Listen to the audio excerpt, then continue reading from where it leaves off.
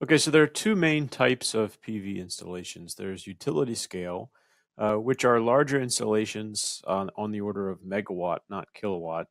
They're often located farther away from the point of electricity consumption.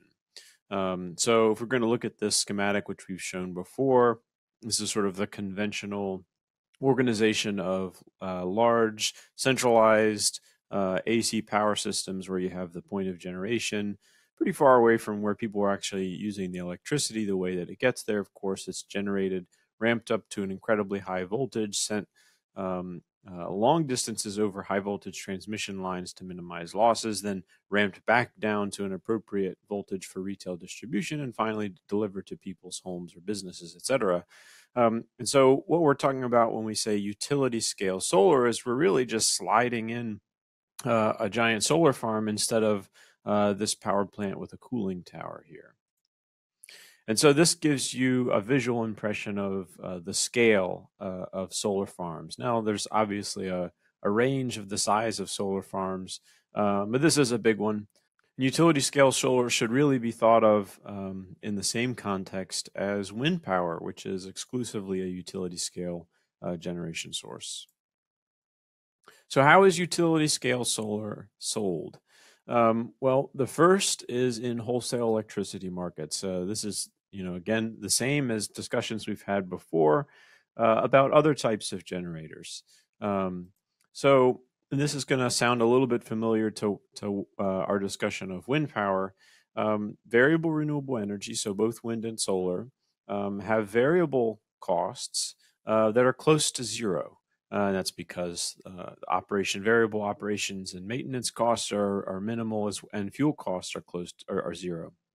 And so what that means is that variable renewable energy that is bid directly into wholesale markets for electricity are almost always taken by the market. In other words, it's displacing other more expensive and in most cases higher polluting types of generation.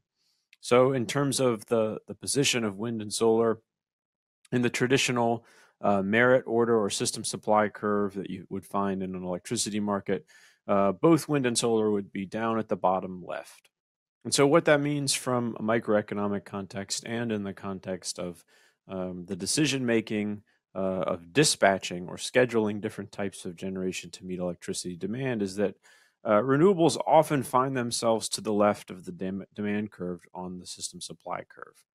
So remember that wholesale electricity prices are set according to the intersection of system supply and demand. So the red line and the yellow line, the point on the y-axis that's associated with that intersection is our market clearing price.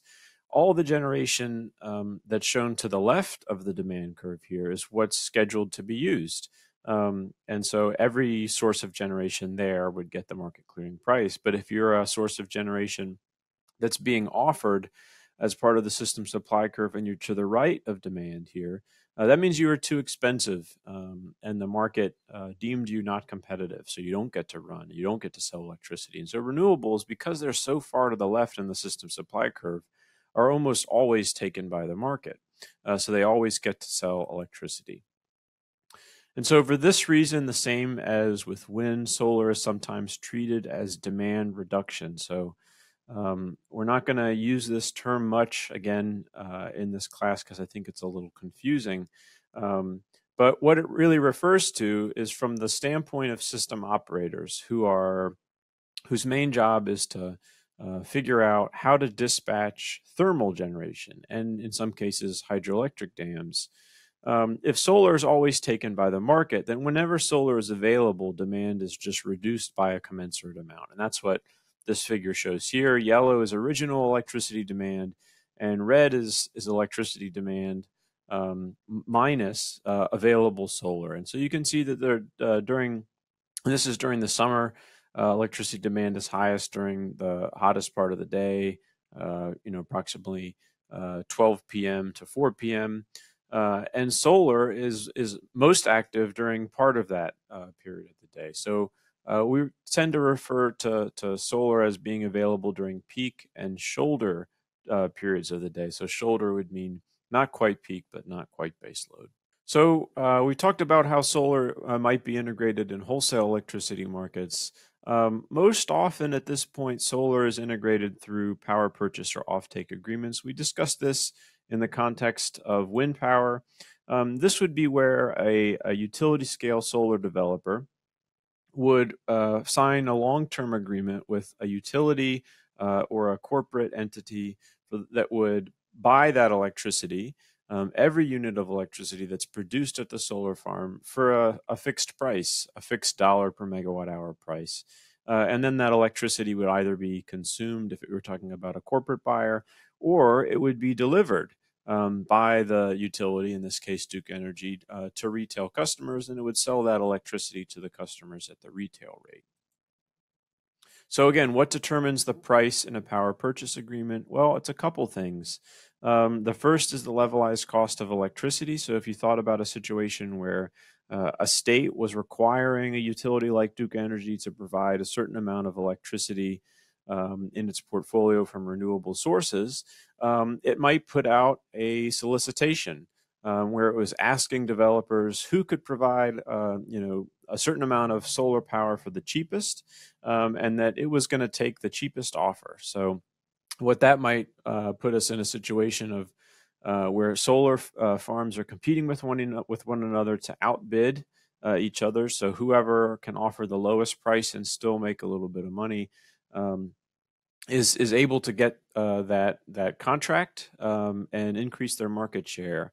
And so as the levelized cost of electricity falls, solar providers are able to bid in at lower and lower rates. And so that could be reflected in the power purchase agreement that utilities and solar developers strike.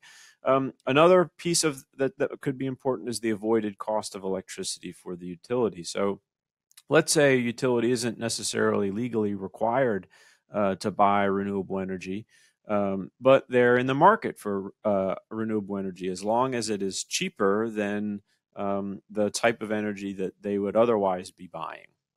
And so another word for the cost of the energy that or electricity that a utility would otherwise be buying is their avoided cost.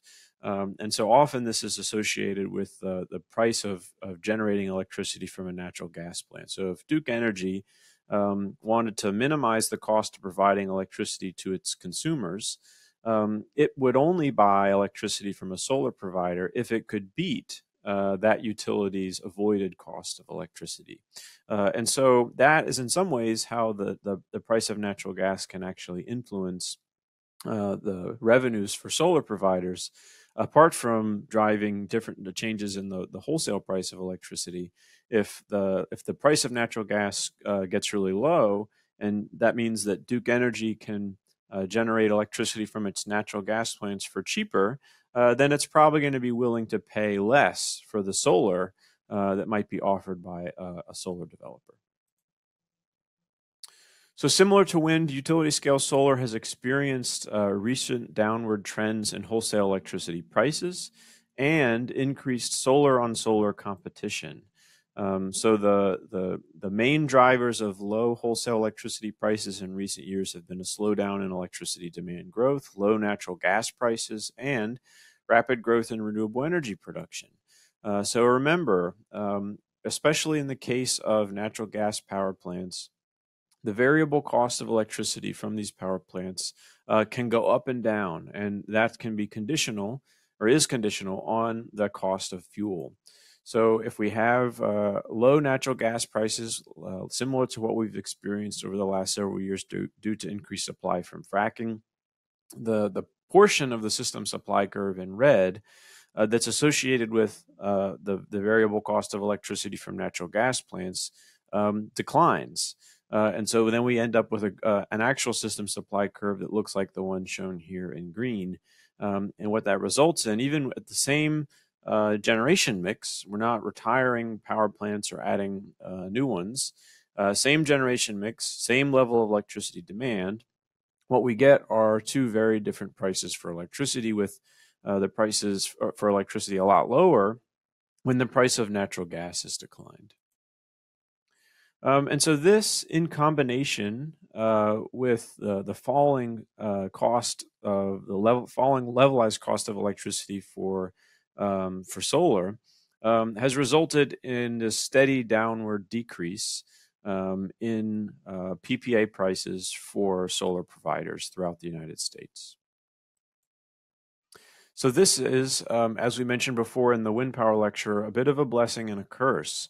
It's a blessing because if you're a utility like Duke Energy and you want to go find a cheap source of renewable energy to deliver to your customers, maybe that's because of a regulatory requirement that legally obligates you to do that, then it's now cheaper than it has ever been to acquire that renewable energy. The downside is potentially for renewable energy providers themselves. Despite growth in renewable energy and falling costs, which go hand in hand, there's increased competition among solar developers, and wholesale electricity prices are really low. And what this means is that profit margins for renewable energy projects are pretty modest.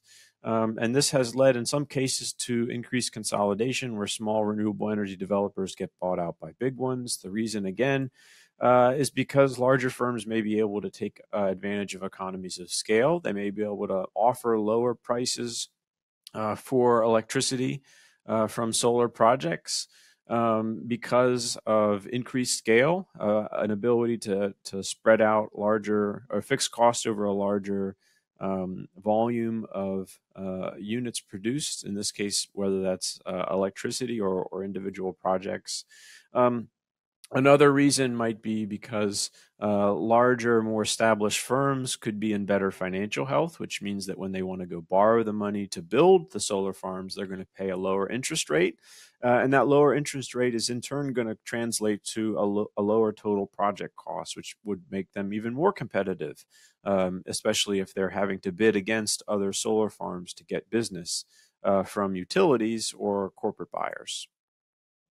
So that's utility scale solar. There's another type of PV installation that we have not talked about, and that is distributed solar generation. So these are smaller installations on the scale of kilowatts that are located at the point of electricity consumption. So instead of having solar slide into the power plant role here, where the electricity needs to be increased in voltage and sent over high voltage transmission lines long distances to the point of consumption. Now we're just putting solar immediately where it's going to be used, which could be in some cases on the roofs of people's homes.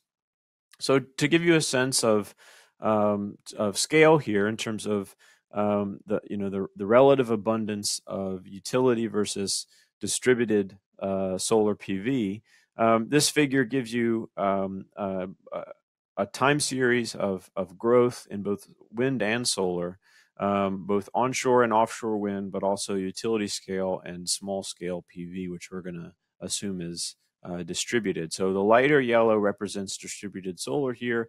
And it's not quite half the market at this point, but it is a very sizable chunk of installed solar capacity globally. So how is rooftop or distributed solar treated by utilities?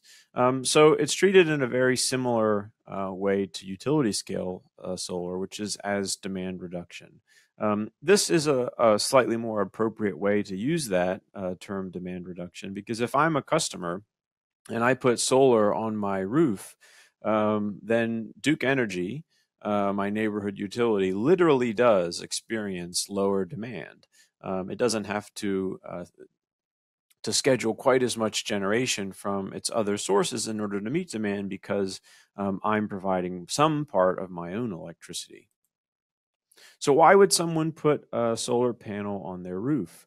Well, there are a lot of reasons, but the most straightforward would be to come out ahead financially. And so the one way that could happen is by saving money over the long term. So if a customer thinks that they can experience lower electricity bills over the long term, and that there's a net present value associated with that, relative to buying all their electricity from the incumbent utility, then that might be a good deal to either borrow the money to put solar panels on their house or engage in some sort of third-party ownership or leasing agreement.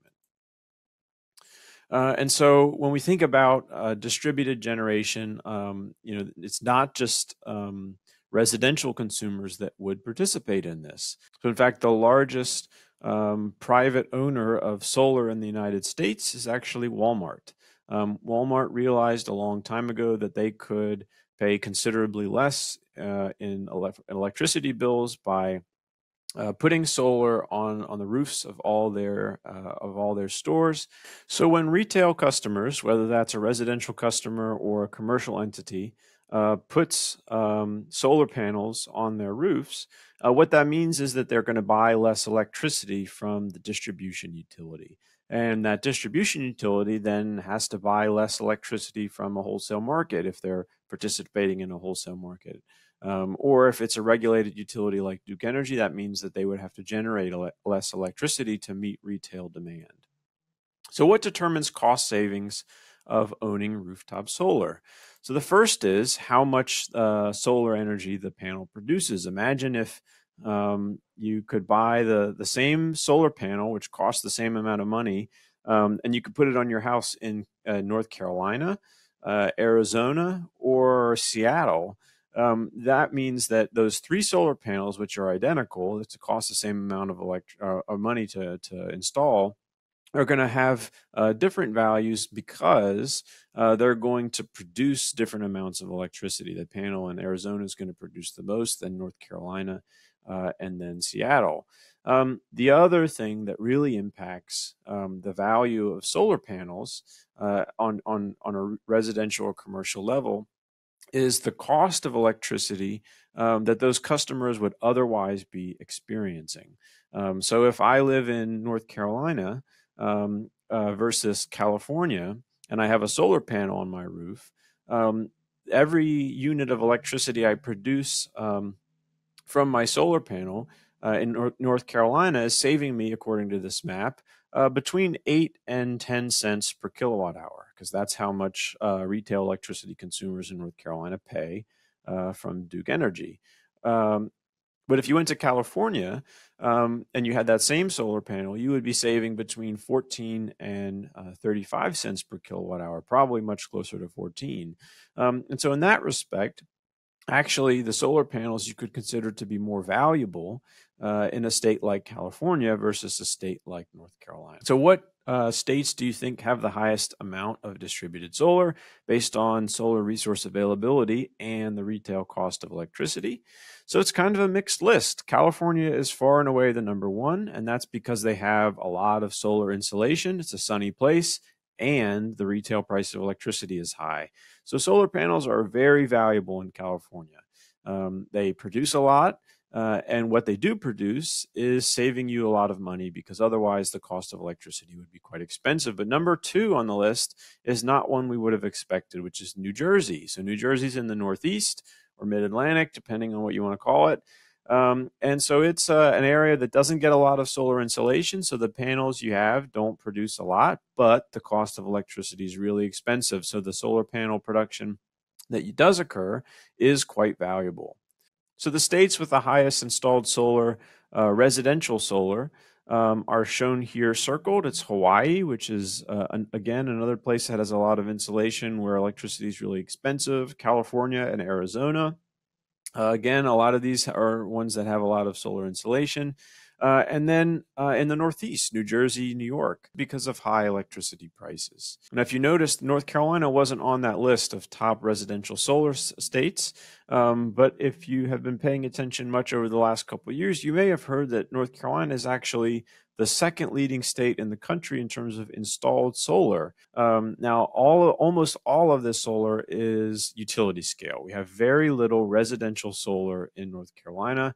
And the main reason is because we have pretty low electricity prices for individual customers, which means it makes, as a homeowner, less financial sense to put solar panels on your roof because electricity from Duke Energy is so cheap. So another potential benefit of owning rooftop solar is what's called net metering.